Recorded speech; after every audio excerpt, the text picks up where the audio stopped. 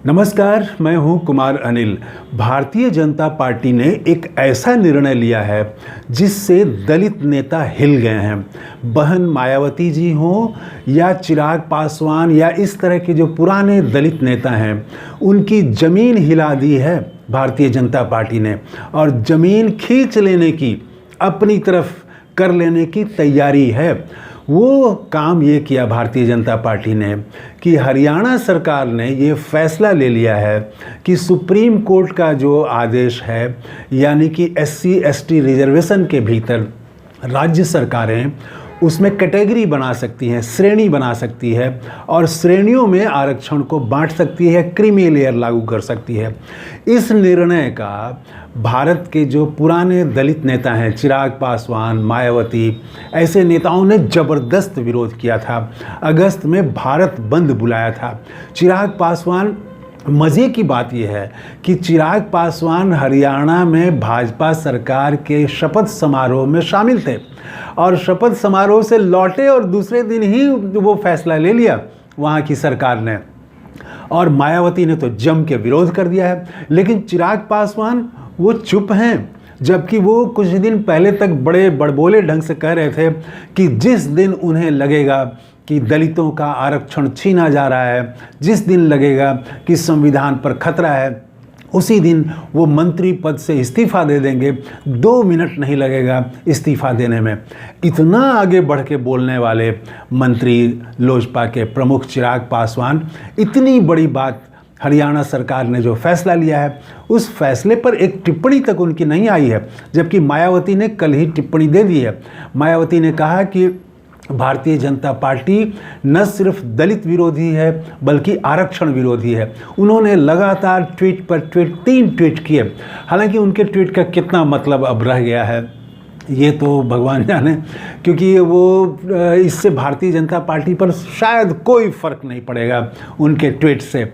और हाँ, ज़रूर उनका जो अपना आधार है उसको वो बताएंगे कि देखो हमने तो विरोध कर दिया, लेकिन ज़मीन पर उतर के वो शायद ही हरियाणा सरकार का विरोध करें। इस वीडियो में मैं 2 चीज़ों पर बात करूँगा। एक तो ये कि भारतीय जनता पार्टी ने ये फैसला क्यों लिया। प्रधानमंत्री नरेंद्र मोदी ने अगस्त में 100 दलित सांसद गए थे उनसे मिलने के लिए।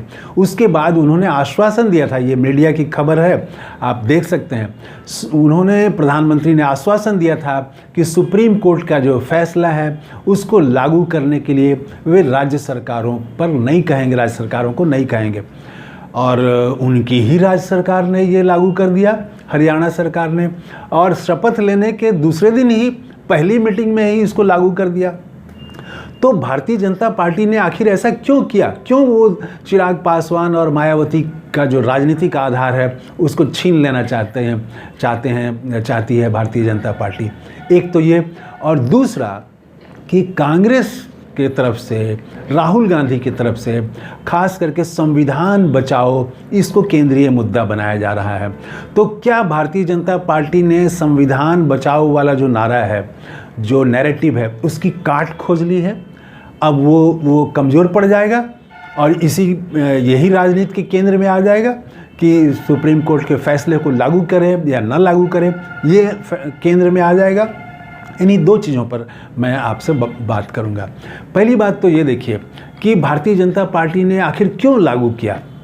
चिराग पासवान गए थे और इनके लौटते ही लागू कर दिया, प्रधानमंत्री ने आश्वासन दिया था तब भी लागू कर दिया। तो इसकी वजह जो है, लोकसभा चुनाव में बहुमत नहीं पाना, बहुमत से दूर रह जाना भारतीय जनता पार्टी का। तो इसकी वजह जो भारतीय जनता पार्टी ने मानी है, उसमें एक बड़ी बात यह है कि दलित उनसे छिटक गए।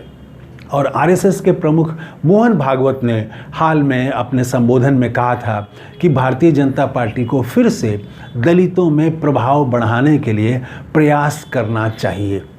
ये उनके हाल के संबोधन में ये बात उन्होंने कही थी। तो लगता है कि ये आरएसएस की जो मोहन भागवत की जो इच्छा है उसी के अनुसार, उसी की रणनीति के तहत हरियाणा सरकार ने ये काम किया है। क्योंकि इतना बड़ा फैसला ये सिर्फ नायब सिंह सैनी, हरियाणा सरकार, मुख्यमंत्री वहाँ के, ये अकेले नहीं ले सकते हैं। ये प्रधानमंत्री नरेंद्र मोदी, भाजपा के केंद्रीय नेतृत्व और आरएसएस की सहमति से ही इतना बड़ा फैसला लिया जा सकता है। तो एक तो ये वजह है कि भारतीय जनता पार्टी को मालूम है कि दलित उससे छिटक रहे हैं, तो दलितों को कैसे लाया जाए। अब वो पूरे सभी दलितों को तो नहीं ला सकते हैं, तो भारतीय जनता पार्टी की जो आजमाई हुई पॉलिटिक्स है वो यही है कि एक के खिलाफ दूसरे को खड़ा करो। कोई जो प्रमुख जाति है, ताकतवर जाति है, उसके खिलाफ अन्य को जोड़ो, जैसे जाट के खिलाफ अन्य को, जैसे यादव के खिलाफ अन्य पिछड़ों को। उसी तरह से अब वही पॉलिटिक्स करेगी भारतीय जनता पार्टी की दलितों में जो मजबूत हैं, मायावती का जो प्रमुख आधार है उसको छोड़ के जो शेष दलित हैं उनको हम एकजुट कर लेंगे। चिराग पासवान का जो मुख्य जनाधार है उसको छोड़ के शेष दलित को हम एकजुट कर लेंगे। चिराग पासवान नाराज़ हों तो हों, मायावती नाराज़ हों तो हों, उससे क्या फ़र्क पड़ता है। तो भारतीय जनता पार्टी का जो केंद्रीय नेतृत्व है उसने शायद ये समझ लिया है कि दलितों को अपने साथ लाना है, तभी भारतीय जनता पार्टी चुनाव में अच्छा प्रदर्शन कर सकती है, इसलिए उसने ये फैसला लिया। दूसरी बात कि संविधान बचाओ की क्या काट खोज ली भारतीय जनता पार्टी ने। मेरे ख्याल से पूरी काट तो नहीं खोजी है, लेकिन कुछ न कुछ इसका असर पड़ेगा।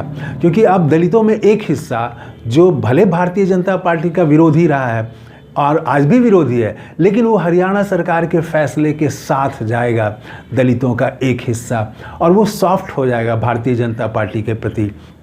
तो संविधान वाला जो नैरेटिव था वो थोड़ा तो ज़रूर कमज़ोर होगा, और कांग्रेस नेतृत्व को भी उसमें नई धार लाने के लिए कुछ और चीज़ें कैसे वो जोड़ते हैं ये देखना पड़ेगा।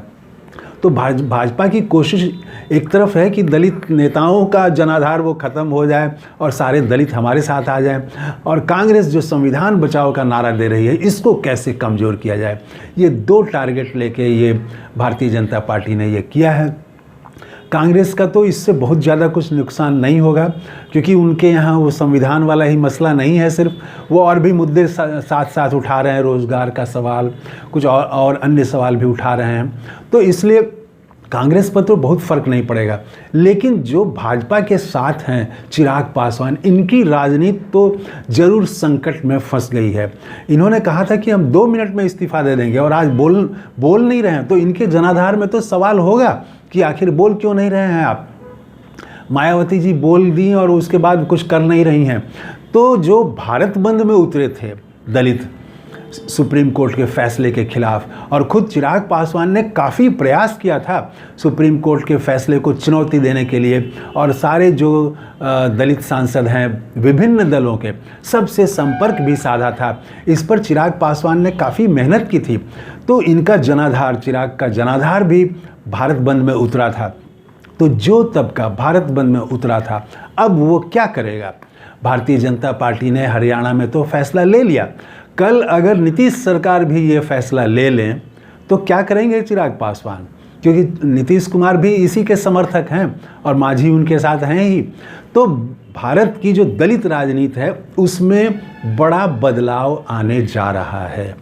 इस वीडियो से तो यही लगता है, इस वीडियो में यही मेरा कहना है।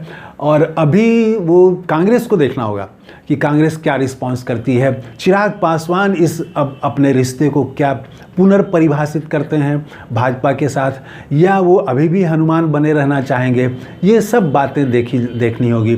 लेकिन जो पुराने नेता हैं उनका जनाधार अब कमज़ोर होगा, दलित राजनीति में बदलाव आएगा, ये तो बातें तय दिखती हैं। आपको क्या लगता है, हरियाणा सरकार ने सुप्रीम कोर्ट का जो फैसला है SC/ST रिजर्वेशन में कैटेगरी बनाने का, क्रीमी लेयर बनाने का, वो लागू किया है, इसका क्या असर पड़ेगा देश की दलित राजनीति पर? कमेंट करके ज़रूर बताइएगा। थैंक यू, धन्यवाद, जय हिंद।